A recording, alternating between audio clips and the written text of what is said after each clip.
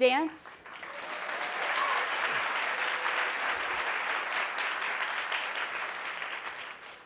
Dance is universal.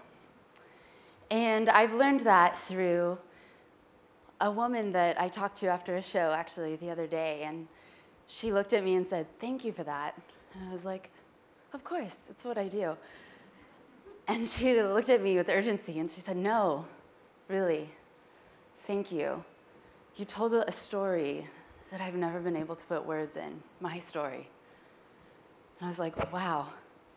And then, after the same performance, a toddler ran up to me and said, "Rena, more." I was blown away. Dance is a universal language.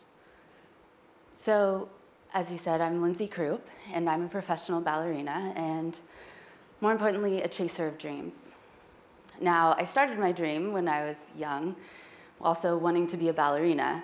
And so when I was 5 and I said, "This is what I want to do," people were like, "Oh, sweetie, dream big. That's great." And when I was 15 and I said, "Okay, I want to be a ballerina," they were like, "Amazing. What's your backup plan?" So I started preparing for all of the uncertainties that an artistic career can bring. And I worked hard. I went to college. I got dual degrees. I worked several jobs while I was doing my apprenticeship. And finally, the hard work, the blood, sweat, and tears, the dedication, it paid off. I got my first company contract.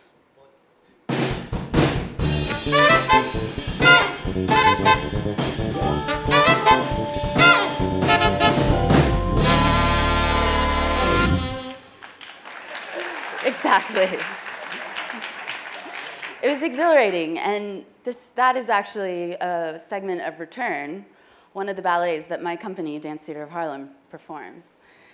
So along with that news actually came some of the hardest advice that I've ever heard. My director looked at me and said, "You're doing fine. You're a really skilled technician, but you're not an artist." And I was like, "What? Everything I worked for, I thought I made it. I thought I was there."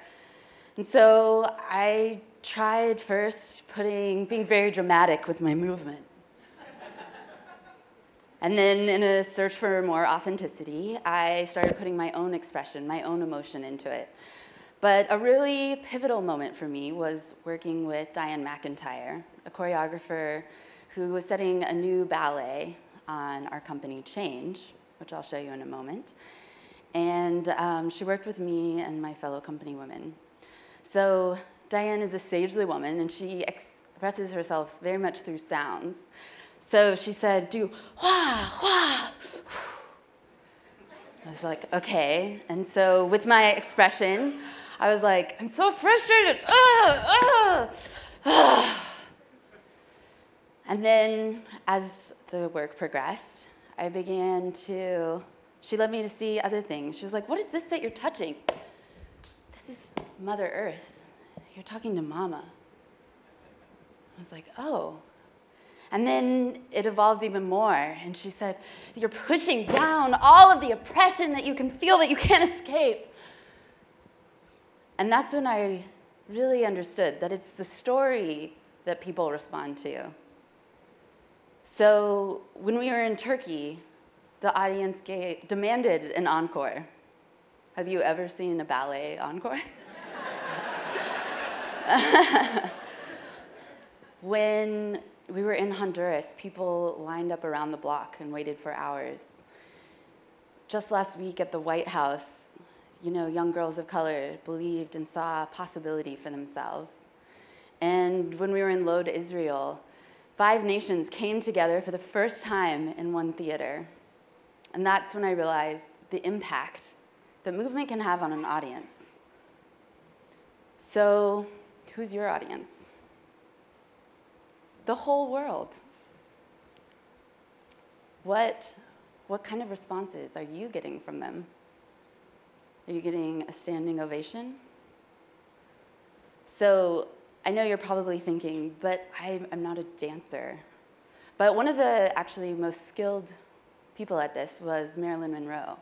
And she was known as Norma Jean to be completely unassuming, unnoticeable in a room. And then with that, she would spin, and suddenly she could be this magnetic personality that everyone gravitated to. So I thought, what are you communicating with your life? Are you trudging through it? Are you simply walking around a little bit lost? Or are you gliding with purpose? What about just saying hello to your neighbor? Is it a lazy? Or do you have intention? Or even something gracious that you're saying? Even if you're just over it, or apathetic. But what if you stood courageously and walked into your life? So that's what I wanted to ask of you, was to think about what kinds of things are you saying with your movement? What are you communicating to the world? Because it can be very, very powerful. Martha Graham once said that dance is the hidden language of the soul.